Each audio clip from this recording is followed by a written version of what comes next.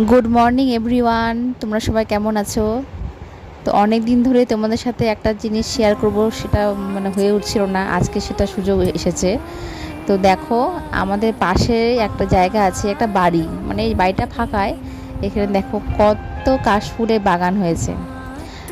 ছোট থেকে দেখে আসছি যে এই ফুলগুলো সেই নদীর চরে হয়।